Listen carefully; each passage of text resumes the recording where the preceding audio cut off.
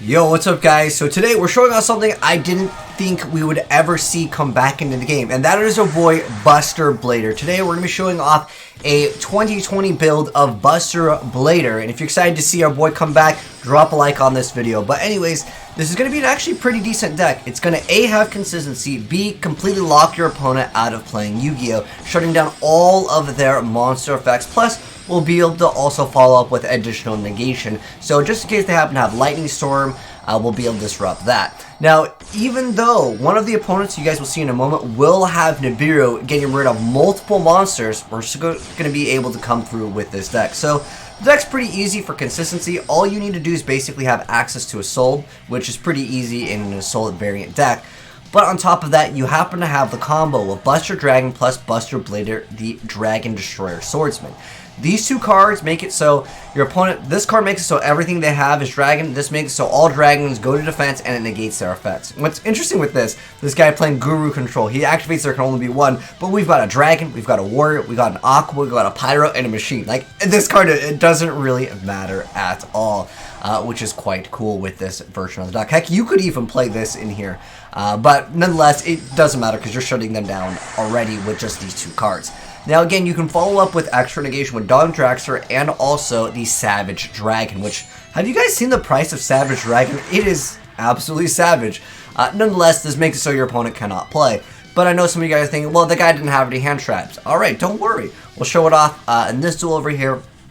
This guy is going to Phantasme into a Nibiru here, so he's going to be able to kind of break the board, so to speak. Now, it depends on when you negate, because if you negate too late, what happens is you can make a card that can negate Nibiru, because remember, Nibiru is not a cost, not like Sphere Mode. So those are the ups and downs to running Nibiru versus running something like the Winged Dragon Raw Sphere Mode. So you can see he loses out on his play over here because of this, but it doesn't matter with the Assault Engine. We're going to be able to go ahead and summon the 10 Yi over here, and also the Nemesis archetype is able to reset those melee plays. Again, the problem is if you activate this effect too early or too late, it can get completely negated anyways. You can instantly go ahead and, let's say, make a Savage Dragon, or you can go ahead and make any card that would actually just negate another effect over here. You'd be able to completely stop it, because remember, it's not a cost. But nonetheless, over here, even after getting Nibiru'd, being able to continuously go off and still make a Savage Dragon, have the entire board set up, plus the Protector of Whelp over here lets you go ahead and basically is a Foolish Boreal Goods for the deck. But pretty much it's just bread and butter, just going for the same play over here. And we're going to go ahead and watch what this Monarch player is going to be able to do, because Monarchs have a significant amount of draw power. But the real question is, can they actually deal with this board? Well, we'll find out right here.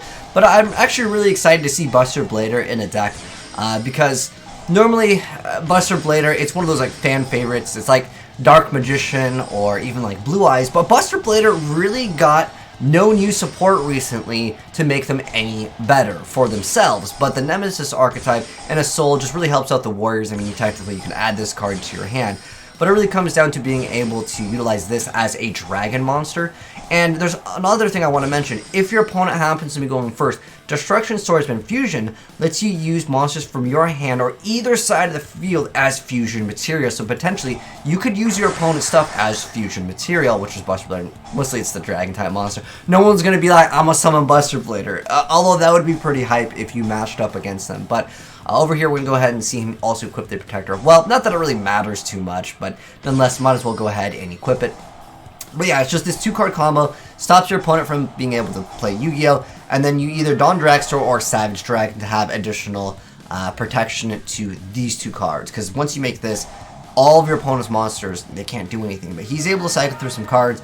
It really doesn't matter too much. And remember, this card does piercing, so if they just go set monster pass, you just go piercing. And pretty much with this, and that's pretty much going to be game for most duels anyways. We have one more replay over here. It's just making a different board and a different scenario here. Just because there are lots of different ways. If you happen to get, let's say, hand trapped via this card, you can play through a one hand trap, I would say. Nibiru is obviously the most deadly, but again, it depends on when they activate it. You might be able to still continue your combo sometimes. If they do it too early, you can still go off. If they do it too late, you just obviously negate Nibiru, and then, well, they're too bad for Nibiru, right?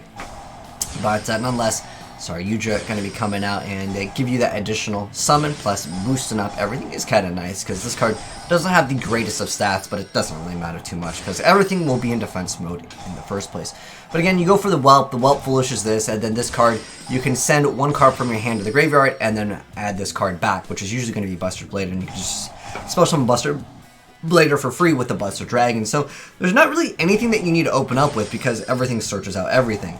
But you just need to make a soul. And what's funny is this guy's Dragon of Red Eyes is no match. It's not even a dragon, but it gets converted into a dragon because of the Buster Dragon. Usually people quit when they see this card, but this time it's the other way around. So I do like seeing that deck, Ripperoni. But now that you guys have seen it in action, let's go ahead and hop right into the deck profile. So there are a few OCG cards and a few TCG cards, so this might not be able to be played for a while in physical form, but no one can play physical form of Yu-Gi-Oh! Anyways, because everything is shut down Kappa. But anyways, let's go ahead and hop right into the deck profile. So first off, we've got one copy of Buster Blader, 2 copies of Malicious, 2 copies of the Nemesis Corridor, 3 copies of the Infernal Knight Olivier, and then we have 1 copy of Vian. It's basically just a bunch of cards that are able to go and special summon themselves. And then this just lets you go ahead and throw in your Mally for your plays of going for Yugioh and extending out your plays. And then we have 2 copies of the Umbrella, 1 copy of the Ex-Paladin. This is just lets you go ahead and equip the Squeak Knight, which is a fantastic card as well. And then we have 3 copies of the Nemesis Flag, it's the red one. And then we have 3 copies of Vernod over here, and 1 copy of Astolfo. And then we got 1 copy of Instant Fusion. This can also stop 1 hand trap. So technically, if you open up with this can actually play through 2 hand traps, because you don't need to go for your fusion until like way later in the play. So Millennium Eyes Restrict can be made. That way you can block with your soul plays, because of course, New Master Rule, this card is not going to be in the way because it's a fusion. And then we've got the Necro Equip Prism. This again lets you potentially play through another hand trap, so if you draw this, you can play through 2. I'd say on average, you can definitely play through 1 with this deck. Then we got Reinforcement of the Army, 3 copies of Heritage of the Chest, which searches out one of your Noble Knight or Noble Arms cards.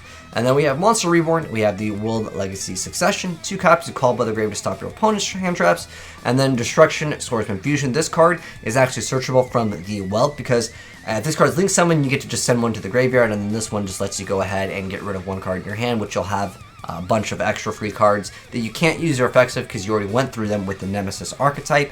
And then that's easy access.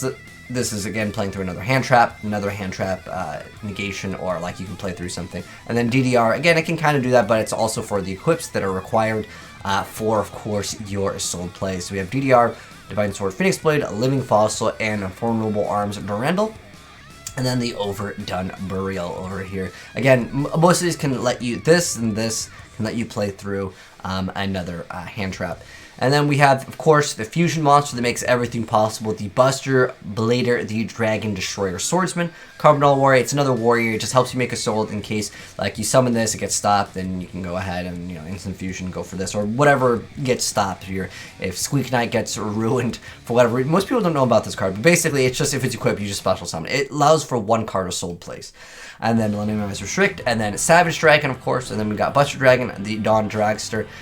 Then these are more so optional cards. These are other cards that were used during the testing over here. Shout out to my boy Teriyaki for hooking me up with the gameplay as well as the deck profile. I'll mention these in a second here.